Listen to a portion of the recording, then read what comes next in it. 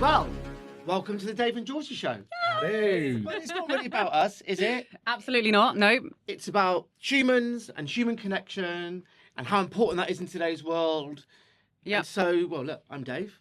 I'm Georgie. And the reason that we put this together is because I, in particular, do huge amounts of networking. Dave, not so much these days. But we just meet amazing people out networking. And I really, truly believe that they need a platform to share their stories. Yeah, and I suppose what I do, my background's in networking, and what I do is help people once they've got that network. Your network is your net worth. Understand how to leverage it and build human connection and all that good stuff. So, shall we? Talking of humans, shall we? Introduce. Yes. So we've got two amazing cast members, we're going to call them, for our first podcast of the series. We have got Jason, and Jason I met networking, a few months ago now, and he's the sort of person that you can't not be, really in tune to in terms of what he's doing, his background, his family life. It's just really, really, interesting. And he was first on my mind when I thought about doing a podcast. So I'll hand it over to you to give an introduction of who you are and what you do. Okay, thanks, Georgie. Thanks, guys, for the invitation. My name's Jason. I'm the founder of Eterna Consultancy.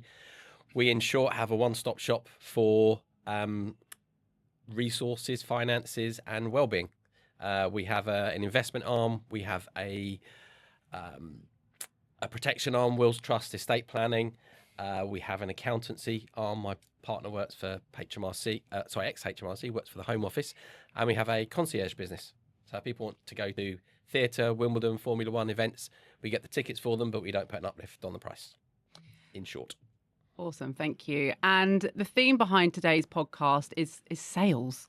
It goes a lot deeper than that. It's not just, I'm selling you an item and I'll take your money, thank you very much. This is really about the deep and meaningful and human side of sales. So we've got two sales experts in the room today. So Jason, tell us a bit more about, how that, and we'll come on to Ben in a bit, but how that sits perfectly in parallel with what Ben's doing and how you can help people that you're meeting out networking and your wider network really understand sales. Sure. Obviously, I met Ben recently at one of your events, and what was so obvious, we've got very, very similar backgrounds. We both lived in the same part of Spain where we were doing sales, which is quite unbelievable. Amazing. But I think really what we do is offer a service. We try and give people certain offerings that are sort of out of reach. Not that it's not that they're sort of invitation only or anything like that, but we can just try and help people and we can get them the better deals that they're looking for. We can give them the right advice, if that's the right word to say, and just give them a solution. Brilliant. And Ben then. So obviously you invited Ben on, but when I saw the list, I was like, oh, Ben. So I've known Ben. I've known Ben for years. Back from my own membership and networking days, Ben used to come and speak at our events. I would always get an amazing turnout and an amazing reception because of his that human approach to sales. I've got to get this the right way around. Is it sell the sizzle, not the sausage? I think it's that way, isn't it? Round. Yeah. So Ben, give us your sizzle. Yeah, well, see, the challenge, I think, often is that we are bred into a society where we shouldn't big ourselves up. And so to talk about yourself is always a little awkward. So sizzle isn't what I like to do for me. My passion, though, is people. As you know, I'm a man of love, and I believe that, as Jay said, really, it's not about commerce, it's about service. If I've got something that I can help you, then I've got a duty of care if I'm a loving man. It isn't about, can I win and get a deal? Is this good for both? So yeah, I'm very blessed to be prominent in the world of sales. I'm quite good at it, to be fair. And as you probably know, my book is a global brand, which is, I'm really honoured that a global brand actually rang me and said, we've done our due diligence. We'd like you to write the book on sales. Now, that's quite a big tick in the box because there's lots of people that are very good at selling, but they saw me as a bit standout. So I'm proud of that. And rightly so. But my mission is love. My mission is to help us be more giving, more sharing, more collaborative, more human. I love that. And you know what? And that speaks to what I do in my day job kind of thing around referrals, which is all about giving and receiving. But on that note, and on that serving piece, you've kind of briefly told us what you do, but there is a saying that I love that encapsulates what I do and I think is in line what you spoke about, Ben, and you, Jason, which is that people refer you for what you do, not what you sell. Right? It's how you make people feel. It's the problems you solve. So, Jason, back to you first. What problems do you solve for people? Like, what's at the core of what you're doing, and where are you taking them from, to and from? People tend to come to us not necessarily with problems, but they will come to us with what they're looking to do. So we will come up and we will build a solution essentially around that. One of the things that we do is we help parents with their children's education. We help later life people with care. We can sort their finances out on that side. So we feel that we're coming to them with a solution rather than selling them a product per se. Nice. I love that. And Ben, same question. Well, it is a bit blind date, isn't it? Now, over to you. Same question. Should have a screen up between us. I'll pick number 3. It's ultimately, and people can't always believe this, but I want you to, because it's absolutely core. I have a mission to serve, and that is to help you. And what that means is it's not about what I'm trying to pass on. It's about what you need and can I fit that. I love commerce. I love sales. I love business. But I hate sales when it's done just because you can. Yeah. I hate business when the energy is all about gain and self. And commerce at a higher level is just plain dirty. Now, if you can take integrity and honesty and authenticity and you put that to a caring energy, then we all benefit from commerce.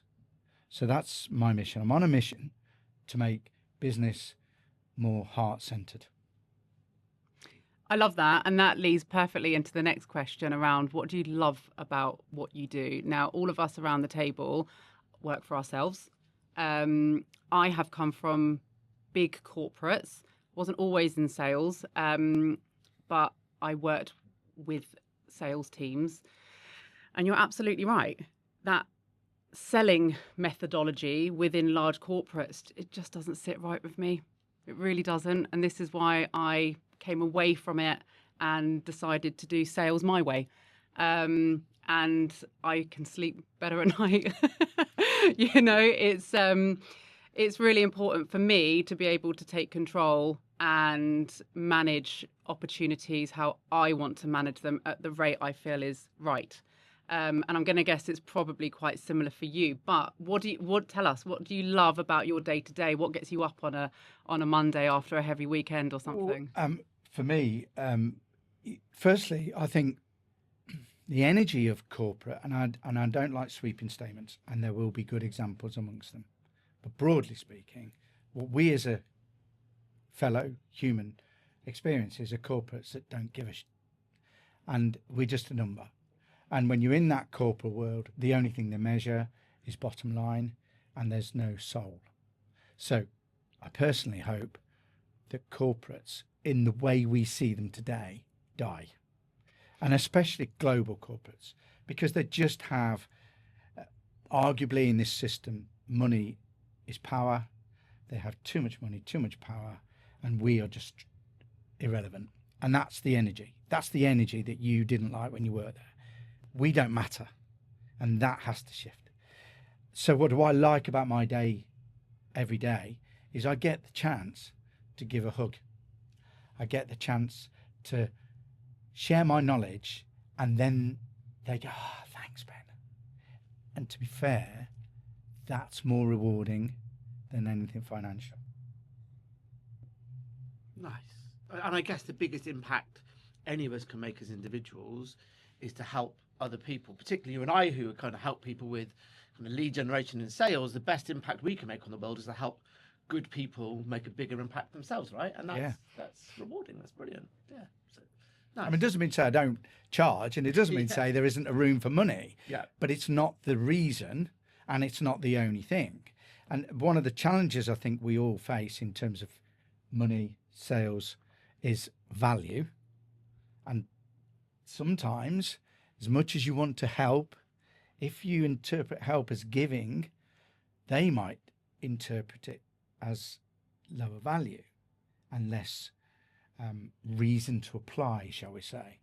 So I don't think the way to demonstrate that I care and give is to not have a charge, because there is a value attachment process, but it's not the reason for doing the job. Nice. There's that whole thing around putting your own life mask on first. Yeah. Right? Like you're only be able to serve others if you're serving yourself at the same time. And that can't just be soul. Kind of feeling good doesn't pay the bills, does it? At the end of the day. So, Ain't that the truth? Yeah. And you, Jason? Money isn't my driver. Money doesn't get me up. I thought you dirty No. It's money, full stop. No, it's not. What drives me is when we can help someone's life, and it's not just that impact for that person, it's their family, it's their children, it's maybe their grandchildren, and we try and make a difference. And I think one of the best thing that I've ever had in my sales career is being invited to 3 of my clients' weddings, which was a real honour to me to be invited to my client's son or daughter's wedding. And that doesn't normally happen, because when you go to a wedding, it's either yours or your family or your friends. And to have that close connection and build relationships, which I have over the years with clients, that's my driver. And if we can help them along the way, then that's great. Nice. So, little shift in tone here, and bearing in mind your time selling in Spain together. And Ben, I know a few of your stories. What would you tell your younger selves? The rest are in there. Yeah. What would you tell your younger selves? We had this conversation actually, didn't we? We did. We talked about We did. the early days and would we change and stuff. Yeah, and would I change anything? Yes, of course. But fundamentally, probably 90% no, because the bad decisions that I've made, I've learnt by those. And if I go down that same road again and again, then I'd be a fool. You have to dust yourself down, and I've done that, and I've done that. And for me, what I would tell myself is not be so trusting. For me, that's it. Yeah, That's different to what I'd tell you. But I think that's right. There's no point in having any regrets, I think. But as an older, wiser person, you can advise your younger self maybe not to make that mistake. Or I don't know. I think with every experience comes learnings, and what doesn't kill us makes us stronger and all that. But yeah, if you asked 1,000 people, do they regret anything in their life? I don't think one person would say no, they don't. There would always be someone that would say, "Well, I regret doing that when I look back retrospectively." But on the whole, I'm quite happy with where I am. Yeah. So I don't have regrets, except I know that along my learning, I hurt people inadvertently because of my lack of knowledge, my ignorance, my growth. Do I regret hurting people? Yes. I don't regret my actions because I learned from them. And life, as we talked about, life is a learning. Yeah. So was it right or wrong? No, it just is. I learned from it. Was it a good lesson? Yeah. Then it's not wrong, is it? But hurting someone, that hurts, because I never intentionally ever have set out to hurt someone. And if I could undo the hurt, I would, but never the action that taught me. Do you both think that you could take the same journey as you have now, though, in today's world? So you said you wouldn't change stuff, regrets and all that, which I completely get. Same kind of philosophy I have. But if you rewind kind of however long ago it was, and then fast forward, you're the same age in today's world, do you think how you got your successes now, you could still do in the same way in the world we live in? Yes. In short, yes, because I think when you break everything down, take away technology, you are you. In short. Yeah, and I'm going to endorse that, because the success or anything that you put as a label is not about circumstance or situation. It is about person. Every one of us is capable of choosing an action, a reaction, a response. And some of us make better choices. Some of us have different responses. And therefore, whatever the circumstance, we'd probably get the same out of it today as we did then. Totally different world. Totally different aging process with different reasoning and powers. But actually, would we still have made it? Yeah, because it's inherent in us. Well, I think it's that thing of people do business with people they know, like, and trust, right? And that's never going to change. The core of you doesn't change. Yeah, it's just maybe how you go about building, and that trust and everything changes, maybe, right? So going a little bit off piece here, if you don't mind, just talking in terms of how the world is today, and we might have been having a different conversation even 6 months ago. But I mean, we post a lot on social media.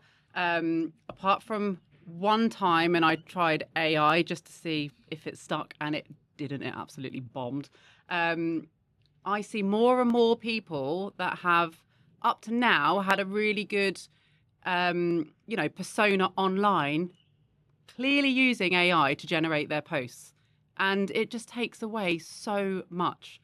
I'm not against AI at all. It's very useful for lots of things. But where you're interacting with people online, can you sniff out an AI generated post? Does that make you think, oh, this isn't as authentic as I know them?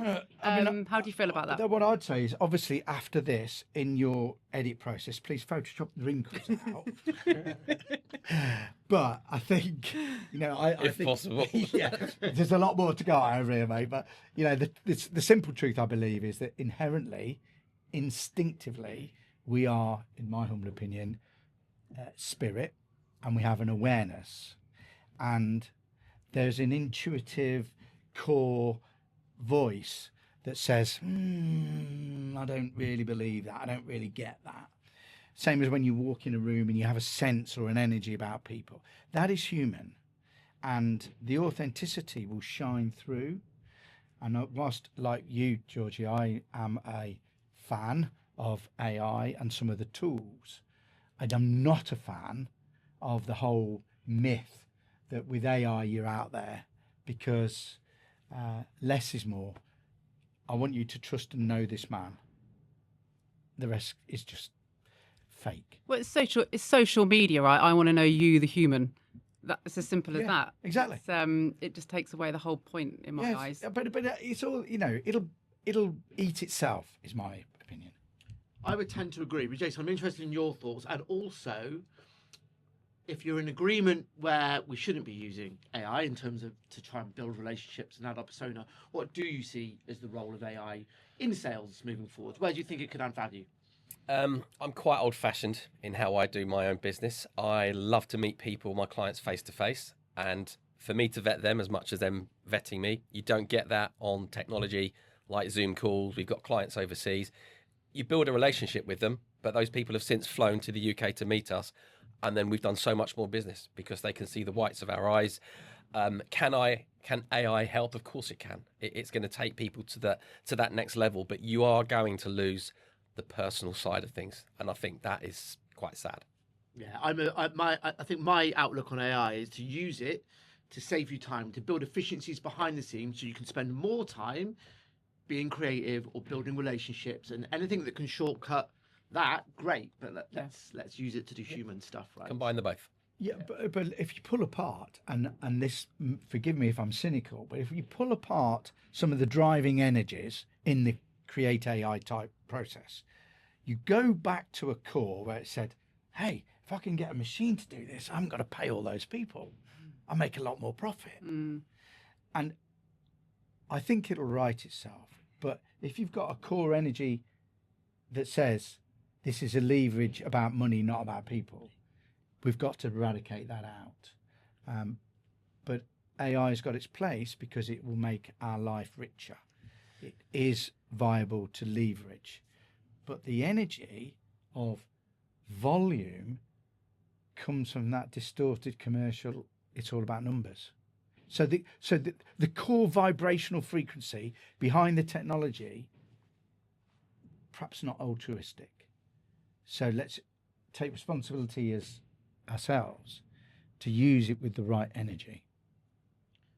Should we get back to people then? On that note, let's get back to people and in person. And... Let's get back. Absolutely. So we're here today to talk about really and truly networking. We're here at a networking event, which starts straight after we've done the recording. We've all met out networking or through social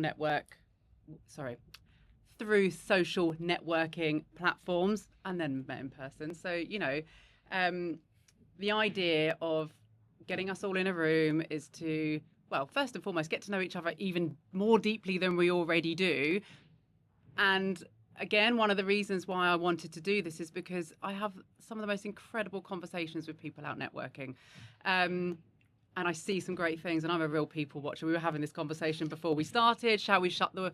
So we're in a pub. So just for context, so we are at Brewdog Waterloo filming this, and they've got a podcast studio, and there is a window right next to us where we can see out to the bar. Now, probably all of us in the room have got a very short attention span. That's quite a classic salesman woman persona, right? So we've kept them open, and yeah, I'm a real people watcher. I love people and, observing all of that. But can you give us any stories from your networking experiences or adventures or whatever you want to call it, where you've taken away some quite juicy stories? Now, don't mention any names, don't mention any places or dates or anything like that. But have you come across anything that's, worth sharing on the podcast today? Yes. Don't worry, this is nobody that you know, and they're quite a long way away. Someone that I work with now, a long, long time ago, ran a adult-themed shop, should I say. And one of his clients, became quite an avid user for certain things. And I got introduced to this person at a networking event, and I slipped out the name of the shop by accident. And I said, oh, it was... And then she just looked at me and went extremely red. And then my cover was blown, and I said, oh, right, okay. And I just tried to change the subject. That is the most embarrassed I think I've ever been in a networking event where you just meet someone. I never knew this lady. We just started talking, and it came out. I went, oh, it's that shop. Nice. So it was slightly embarrassing. Nice. I think the challenge when we do a lot of networking, when we're very people oriented and we go out there, personally, a lot of the social events, exhibitions, shall we say, are networking around alcohol. And there are obviously moments, or have been, where that's probably got, it's dragged on, and there's been late night shenanigans. And I think I wouldn't change a single thing. But some of those networking stories are just ones you sit and smile at, but you don't share. But that's all part of the journey, isn't it? I mean, I think for me, the hardest challenge is remembering the people you've met, because, you meet a lot of people. You can't remember all the names first time you've seen them. I love at networking events when, it kind of goes a bit after hours, and some of the stories people share after a few shandies is wild. Yeah. And if I'm honest, they are the moments that I bond most with people, because, you don't know their deepest, darkest secrets necessarily, but you feel, you've dug into some quite juicy parts of their life or their world, and you think, I can leverage that maybe. There's the woman. but also, not in an evil way, but just how's such and such, or But it's I think it's good fun to have that extra layer of bond with somebody because they've opened up. And actually, I think it's beautiful. Like sometimes people have told me things that they've told no one else, or that not even their partner or whatever, and you think, wow, first and foremost, you've trusted me with this, and second of all, how many shandies have you had? But I think it's great that people, and often this is the first time I've ever met them, and conversation gets quite deep, and I just think that's such a cool thing that you can do that. Illustrate classically what we were saying a minute ago? until you get the person, you get to know the people, until you get to know them, then you don't. But it changes instantly when you get that inner bond. That it comes down to that trust thing again, right? And you know what?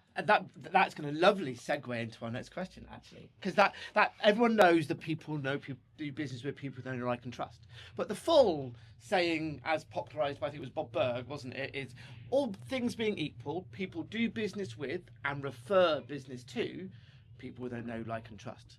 So on that referral point, what's the best introduction you've either given or received?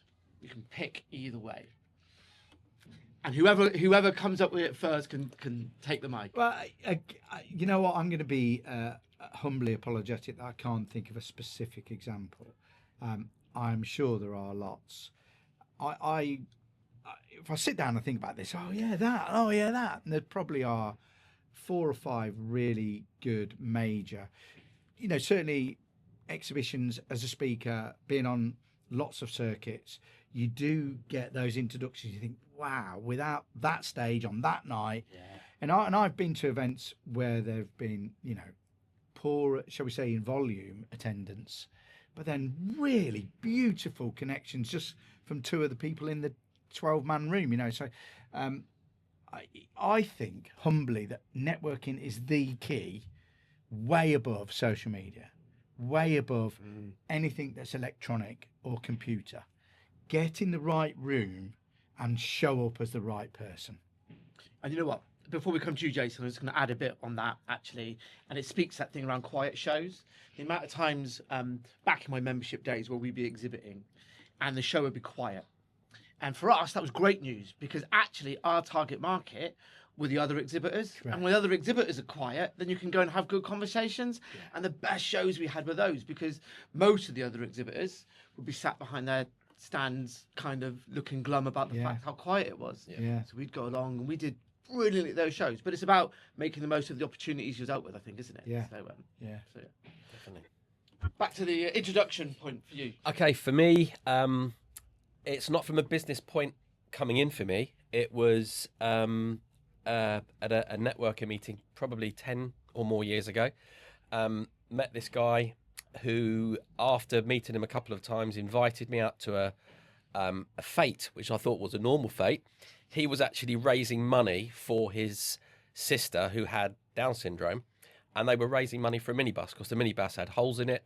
And fast forward, I think he made like £1,000 on a day. And I said to him, Jeff, this is going to take you 20 years to get your minibus that you need. And someone that I was working with was doing something called Movember, where you grow a tash for Movember. And he asked me if I would do it. And I said, no, I'm actually doing something for my friend. And I'm the person on a Sunday morning, if I go to the petrol station, I'll shave. I'm just one of those people. I will shave every day. And so for me to grow a beard, it was unheard of. And I said to this man, who was quite a wealthy chap, look, I'm raising money. I'm not going to do the Movember. I'm going to do it for these people.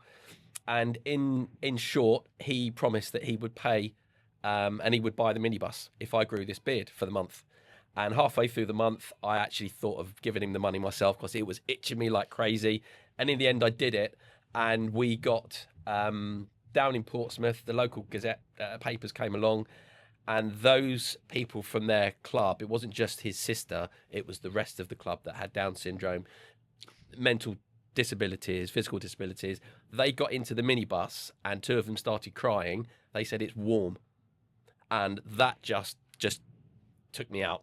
And for me to see those people go off in that brand new shiny minibus just for someone growing a beard, and that introduction to me, for me, has been the best that I've ever had. There's been other things on a business point of view which are different, but from a point of view that made me happy, that's the best by far. Wow, what a story. You've actually got us crying over here. Yeah. But I'm the same. I get leaky. Yeah. And I think that's what made me fall in love with you when I first met you, is that we got all the business stuff done pretty quickly, and then we just spoke about other things. Yeah. And you are such a heart on your sleeve person, and you were talking so beautifully about family and this and that. And I think when people are comfortable to talk to you about, other things, and be quite open and, you know, vulnerable and all that lovely stuff. I think that's so compelling.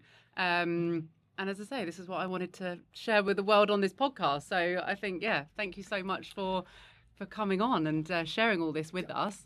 Look, the truth is, everybody watching, listening, or anybody out there, it can feel a bit daunting to be exposing, and obviously in the right sense of the word. But, you know, you mentioned vulnerability. Most people don't do it. And the one thing I would, with whole of me, say is don't worry about labels and what other people think. Just be you. And the more you let you out and the more you step into that space as vulnerable, wow, it's attractive, just as Georgie just said. So you've kind of answered a question I was about to kind of lead with, but maybe you've just led into it nicely. Sorry. Is there a limit to that though? No, I apologise. Exactly what we want from here. But is there a limit to being vulnerable? Do you think? Like, is there a bit where it's oversharing, particularly within a sales environment, and as a business owner looking to win client? Back to that commerce piece, we can all sit here and have a lovely chat about all this gorgeous stuff and being vulnerable and open. But if you're a business owner in a tough economic climate and you want to win that next bit of business, is there a limit? Do you think, Jason? Yes, without a doubt. If you're too vulnerable, that's probably one thing that if I could go back and change, that would I'd be harder, because people can take that as a weakness and they can try and take you for a ride on that. So yes, you can be too vulnerable, and you've got to learn to have your line in the sand, and you don't cross out regardless of whatever. How do you think you find that line? It's your beliefs. What you feel is morally right, and what you feel is morally wrong, and that's the line. Can I interject, just because I think I agree in so much as underpin everything with a sense of morality and do it the right way, but from a commerce perspective and a sales technique perspective, I would and have and still will teach people to and it's not ever to be used manipulatively, but as a technique. Typically, people come to the sales table with, "Oh, my product's brilliant, my service is amazing, I don't do anything wrong, you're going to love it." And actually, all of us know that nobody's that perfect. So from a technique perspective, to deliberately introduce something that you're not perfect at, but isn't, as you say, too exposing, is a good technique. But I would never want a technique to be used without the integrity underneath it. You can be too perfect. But in the small business world, you know, let's talk about the networking world we live and work in. You'll see thousands of small business owners who, if you peeled back secretly and said, "How are you doing at the moment?" they'd probably say, "Oh, not very good." When they go networking, they go, "Oh yeah, everything's good." Now that is a real conundrum, because if they were to turn up negative and say everything's really crap, you wouldn't do business with them. And yet they're turning up with a bit of a fake it till you make it. And where do we sit with that in terms of integrity and authenticity? So it's a tough one. I don't think there's a answer, but circumstances you just have to judge. Yeah, that's really true. I don't know about you, but I can sniff it out a mile off. Can you? Yeah, absolutely. Yeah. Well, it comes back to authenticity, which has run through this whole kind of whole kind of podcast, hasn't it? So, yeah. Absolutely. Should we do networking 101? Well, before we do that, shall we take a quick break? Are your balloons okay? Very quickly. I was watching you looking. I did. I was watching you. Right. You know what? For the purposes of the podcast, I saw out the corner of my eye. If we looked at all distracted, it's because there was a toddler who had just come down the slide here at Brewdog Waterloo, banging about with one of Georgie's lovely new Dave and Georgie show balloons. I thought he was going to run off with it. Honestly, I had my murder eyes on, just staring him out, but he didn't see me. I just thought your mum would be on it. No, she don't care about that. She was completely oblivious to it. No, honestly. You don't want to hear a pop, then you know it's over. Let's take a break. Not from the podcast, but let's take a break to talk about our sponsor of the podcast, which is O Water, which is the company that are very good. Well, met through networking. He's now a very good friend, and now a business partner with O Water. And we thought it would be quite fun to name a segment of this podcast, Networking 101. 101. So I'd love us all to try some, if that's okay. I mean, I've drunk gallons of it and drink at least one bottle a day. But is there any more glasses over there? There's We've got one. a still and we have a sparkling. Does anybody have a preference? Yeah, I like sparkling. You've got And your I'm sparkling now. drinking. You want some still? I'll take still. Yeah, every day of the week. Okay, that's Still. fine. Yeah. Could you do the honours? Oh, look, not just a podcast editor extraordinaire. He plucks glasses out of thin air. That rhymed as well. I'm a poet and I didn't know it. Oh. Now, David, I won't pass that over. Oh, don't call me David. Oh, It makes sorry. me feel like I'm in trouble with my mum. Yes. Oh. I'm the same, Jason. so Darren Jones, the founder of O Water, is going to come in and be interviewed at some point. So we will dig him. Dig him. Is that the right term? Dig him. Dig him. Well, hopefully he's not buried. I'm not gonna. No, I'm not gonna. We're gonna dig him for info. That's what I'm getting at. Anyway, the water is harmonically treated. Now, if we can see on the camera, on there, there's all sorts of information about it, which you can go away in your own time and read up about harmonically treated water. However, as a water, it is stunning. Now, have you just had some? I have. What did you think? It was nice. It Beautiful. was a refreshing cleanser to my beer. So Amazing. absolutely. Amazing. Well, we did have some pre-show shots before we came in, didn't we? Because, we're in a pub, so why not? You guys like it? Very nice. Really nice, isn't it? And the sparkling water, the bubbles are so small and beautiful and delicate. It's I never used to like sparkling water until I tried that. So, I have a crate a month delivered and I sort of alternate between the two, but it's beautiful. And I can't wait to get Darren on at some point to come and talk about it. But they are our show sponsor for the Networking 101 piece, which we'll move on to now. This is going to be quick fire questions, and we were saying about maybe having we should have bought a dinger or a gong or something in to do that. But if you ask the question, I'll go 3, 2, 1, and then after 1, you guys just answer together. Business cards, yes or no? 3, 2, 1. 100%. 100%. Pre-event rituals. 3, 2, 1. No. Yes. Oh, what?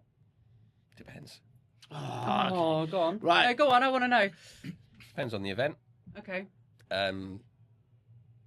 It depends who you market, who you're talking to. What would be your ritual then? Come on. I don't know. I mean, I can't even brush my hair. I definitely can't. I don't know. I don't want to say that. Do you have like certain clothing and No. lucky pants? No, definitely not. They went a long time ago. But some people take their time to, oh goodness me, if they've never been to a venue before, Okay. to get to know exactly where it is, where the A door ritual. is, how they're going to go in, where the layout of the venue, so they know how to get out quickly if they want to. But that kind of stuff. Any, just to A put ritual. your mind at ease. If I sit down, as soon as I talk to somebody, I'm fine. I'm like a Duracell bunny. I can just keep going. Walking into a room, I hate it, and I have to go in late. So I will normally turn up late, and then just sit on the outside and just try and join the conversation. Oh, so I would normally get there early and talk to the person at the door because they're the best person you can speak to at a networking event. Really, that's where I've been They're going wrong. They're the people that kind of know everyone. So there we go. Morning events or evening do's? 3, 2, 1. Evening. Oh, nice. Okay, and on that note, boozer or swanky bar? 3, 2, 1. Boozer. Loser. Oh, nice. First car. 3, 2, 1. Avenger. Sierra Sapphire. You're a late starter, love. I weren't was, you? yeah. What's an Avenger? Hillman Avenger. Come on, love. You got to know your cars. I thought you was going to say, what's a Sierra Sapphire then? Wowzers. Okay. And last one of these quick fire, nothing to do with networking, but what's your favourite cheese? 3, 2, 1. Smoky. Leicester. There you go. What's your favourite cheese, Dave? Danish blue. Oh, Love a Danish Fair, blue. yeah. I'd probably go with a Stilton, a blue, really, rather than a red Leicester. But Too late now. Yeah. Give it a chance. that's all Take right. your We'll first stay answer. with Leicester. So, sticking on the Networking 101 theme, though, and this thing around authenticity and human connection and all that, we want to talk about networking heaven and networking hell. So, do you want to ask the question about the good bits and I'll do the bad bits? Which round do you want to do? Yeah, I mean, we can go down that route. I mean, I don't know about you, but I love all networking. Yes, I host events that are very casual. For a lot of people, it's a stepping stone to doing scarier types of networking. For a lot of people, standing up and talking, like pitching to a room full of people, is the most terrifying thing.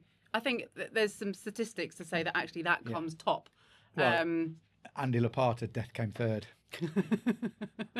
So there's some really terrifying aspects to networking. We're all seasoned pros at it, and I go in. I get there'll be things in an advert that will put me off, or I'll look at pictures of previous events and they'll put me off. But generally speaking, so go on then. We're not going to let you get away with that, Georgie D. The beans. Yeah. So what puts you off? Just like beige walls and just sort of beige people. You were going to say beige people, weren't you? Yeah. And the intro. How do you tell that from a photograph? Well, they just look a bit boring. No, listen, I want to see smiles. I want to see, candid shots. I want to see I know for my events, I get a quick, group photo of everybody purely because I don't want to have to spend all night taking photos and I don't have the budget to get a photographer. So, just one quick photo, done. However, you can really tell if people are having a good time or not from just one photo or a photo of an event. I think that's pretty clear to see. I don't want to go to something that just looks like a mother's meeting, all sat around drinking manky coffee. So I've got a question for you. Go on. And you got to both give me your answer straight away at the same time about this. Alcohol, yes or no? Yes. Yeah. Yes. Absolutely. I think it's not about the alcohol itself. It's about what it symbolises. It's about whatever it needs for someone to feel relaxed. So that the event isn't about kind of stuffy business stuff. It's about going, oh, you know what? I feel comfortable enough to be my authentic self, to get to know someone at a personal level rather than just stick to business. So that's that was why I paused. But yeah. What are your thoughts on that? Yeah, I mean, I think the bottom line is if it helps, it's a benefit. It's not mandatory and you're not be judged. But I think if, again, Georgie, your events, leave the ego at the door and that sets the tone. And so immediately with that pre-event perception, do you know what? I don't need a drink, I'll be all right. But hey, if I get there and change my mind, I want to feel a bit more relaxed, I can have a drink. All is cool. Yep. I'm going to slightly change from what I was thinking before about being yourself, because I think more important than being yourself is being comfortable. And if it means that you need a half a glass of wine or a half a beer, whatever it is, just to take that edge off, then it will come through so much better to the person you're talking to. And try not to force feed them. If it means it takes you 3 meetings to get to know them, do that. Don't try and rush it in one meeting, because you're going to have probably 10 minutes of time with them and then that's it. So George's ply them with alcohol routine is not what you'd do. Yeah, but I definitely think that it speeds it up a little bit and you kind of get to that, sweet spot. Yeah, I guess so. But I think, and also, you can judge people quite quickly as well. Because actually, some people can turn into a bit of an arse after a drink, and I'd be like, "Okay, lovely to meet you. Bye." Blocked. One of the worst cases I ever had. It wasn't. It turned out to be one of the best. I met this guy, and I said, "What do you do?" And he said, "I grow cress." And I'm thinking, right, where do I go with this? Seriously, can I see any business coming out of this? And I really racked my brains as he's talking to me about the joys of growing cress. And I thought, right, okay. Now, I still speak to this man. Maybe 5 years later, he's become a friend. And we don't do business, but he is such a lovely guy. How's his cress? Really good. He's actually doing well. Right, hey. But cress, I mean... But what does he grow cress for? He sells it. He's a distributor. Supplier, sorry. He sells it to some of the supermarkets and whatever. How's he do? If it's watercress. You know what? I think that's really interesting when you meet someone at a networking event and you're like, what are you doing here? You're not an accountant, sales coach, investment person, whatever it may be. You grow cress. Why are you at this networking event, right? I love it when you see people and the context just kind of hits you. And they go, well, I'm here to build relationships. I'm here to see people. And you go, oh, isn't that actually why we're all here? Yep. And for me, those are the bits that make people memorable. So from my point of view, I think, that's John who grows cress that does fractional CMO work. And I'll remember them in that order. Or that's Jane and she supports Arsenal and she's a mortgage advisor. You know, I just remember those extracurricular. It's back to people who do business with people who don't know, like, and trust, right? Yeah. And I think people forget about the like bit all too often. And that's where authenticity and human connection and seeing the whites of people's eyes all comes into play. So on that note, and it's time for us to wrap up, unfortunately, before we go, one networking tip. For those listening that maybe aren't the most confident networkers, or maybe they are and they want to elevate their game, one networking tip. Each of you, Ben, I'm coming to you first. I stand by the be interested in other people rather than trying to get them to be your fan. So ask questions and listen rather than be so keen to jump in and... Because, you know, the networking, what do you do then? It's... and that's the discipline. Now, this is what I help people with. How about you? And flip it instead of stepping in with both feet. Don't sell cress. No, I'm joking. It would be, as I've said, be your authentic self, but be comfortable. And you've got 2 ears, 1 mouth. Use them in that way. Cool. Georgie?